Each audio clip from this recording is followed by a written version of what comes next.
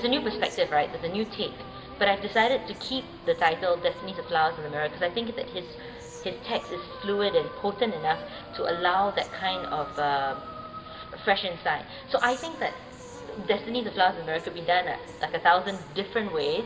It's about a person's desire to do what she wants to do, and she goes against the odds.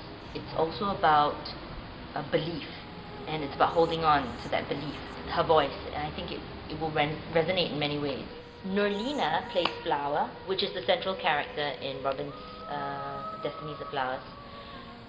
In the play that he had written, the parts were, there were other parts. For instance, there's some characters, Flower being the central, there's a man with a syringe, kind of an ominous character. There's a man with a mirror, a man with a stick.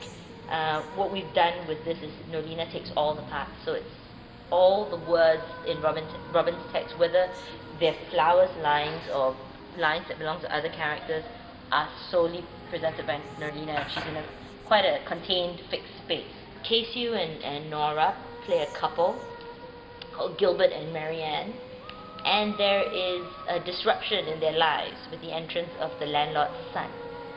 So this mysterious landlord's son, which is played by Rizman, and the landlord's son shapes that relationship and tests particularly Gabriel and his sense of power and masculinity. Robin was like, look, here's the text, and do what you want to do with it.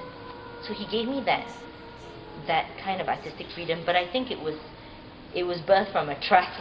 We've edited Robin's text, but it remains in its entirety. So 14 scenes from Robin's text, just kind of shaved and tightened here and there. And then we've included 7 scenes of a new work entitled The Landlord. The 7th scene, which I've written, the first 6 scenes I wrote as a response to Robin's piece.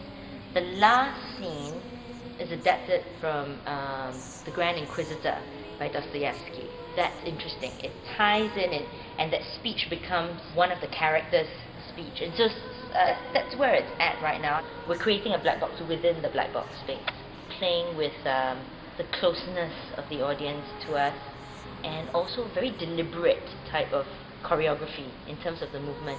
We're also going with something that's a kind of a heightened naturalism. I think the design elements are very strong in the piece, very sculptural and clean.